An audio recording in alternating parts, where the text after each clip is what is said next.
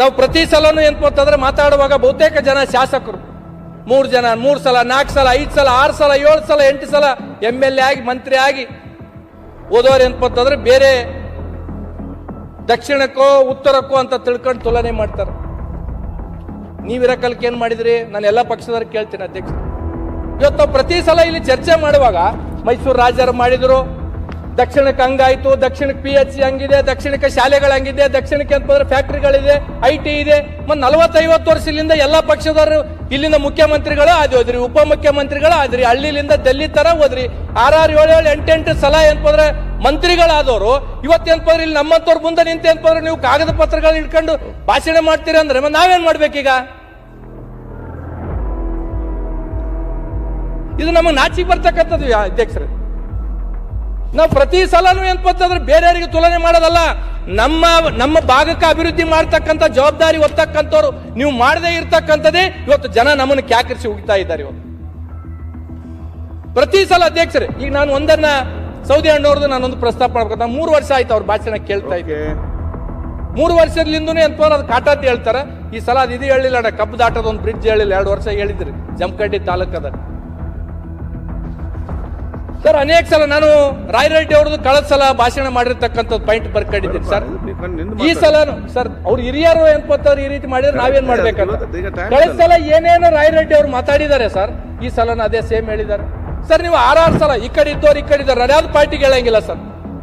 Sir ನೀವು 7 8 ಸಲ MLA ಆಗಿಗಳು ನೀವೇ ಬಂದು ಏನಂದ್ರೆ ಈ ರೀತಿ ಪ್ರಶ್ನೆ ಕೇಳಿದ್ರೆ ನಾವು ಒಂದ್ಸಲ ಆದವ್ರು ನಾವೇನ್ ಮಾಡ್ಬೇಕೀಗ? ನಾವ್ ಯಾರಿಗ ಹೋಗಿ ಕೇಳಬೇಕು?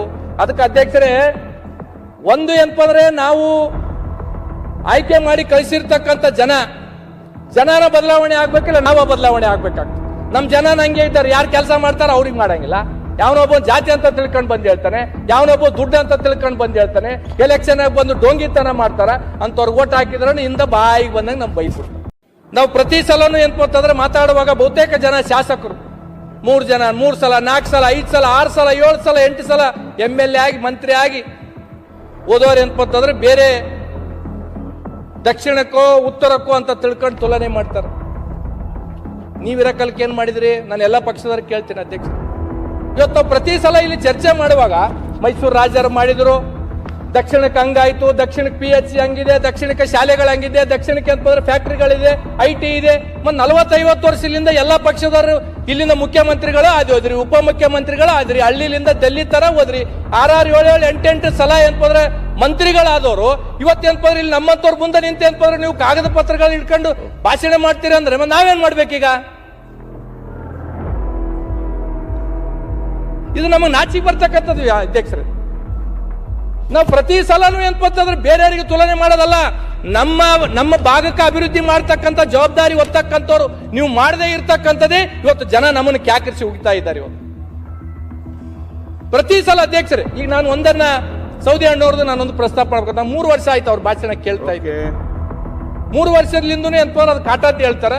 ಈ ಸಲ ಅದು ಇದು ಹೇಳಿಲ್ಲ, ಕಬ್ಬು ದಾಟದ ಒಂದು ಬ್ರಿಡ್ಜ್ ಹೇಳಿಲ್ಲ, 2 ವರ್ಷ ಹೇಳಿದ್ರಿ ಜಮಖಂಡಿ ತಾಲೂಕದ. ಸರ್ ಅನೇಕ ಸಲ ನಾನು ರಾಯರೆಡ್ಡಿ ಅವ್ರದ್ದು ಕಳೆದ ಸಲ ಭಾಷಣ ಮಾಡಿರ್ತಕ್ಕಂಥದ್ದು ಪಾಯಿಂಟ್ ಬರ್ಕೊಂಡಿದ್ದೀನಿ ಸರ್. ಈ ಸಲ ಸರ್ ಅವ್ರು ಹಿರಿಯರು ಏನಂತಂದ್ರೆ ಈ ರೀತಿ ಮಾಡಿದ್ರೆ ನಾವೇನ್ ಮಾಡ್ಬೇಕಂತ. ಕಳೆದ ಸಲ ಏನೇನು ರಾಯರೆಡ್ಡಿ ಅವ್ರು ಮಾತಾಡಿದ್ದಾರೆ ಸರ್, ಈ ಸಲ ಅದೇ ಸೇಮ್ ಹೇಳಿದ್ದಾರೆ ಸರ್. ನೀವು 6 ಸಲ ಈ ಕಡೆ ಇದ್ದವ್ರು ಈ ಕಡೆ ಇದ್ದಾರೆ, ಯಾವ್ದು ಪಾರ್ಟಿಗೆ ಹೇಳಂಗಿಲ್ಲ ಸರ್. ಸರ್ ನೀವು 7 8 ಸಲ MLA ಆಗಿಗಳು ನೀವೇ ಬಂದು ಏನಂದ್ರೆ ಈ ರೀತಿ ಪ್ರಶ್ನೆ ಕೇಳಿದ್ರೆ ನಾವು ಒಂದ್ಸಲ ಆದವ್ರು ನಾವೇನ್ ಮಾಡ್ಬೇಕೀಗ? ನಾವ್ ಯಾರಿಗ ಹೋಗಿ ಕೇಳಬೇಕು?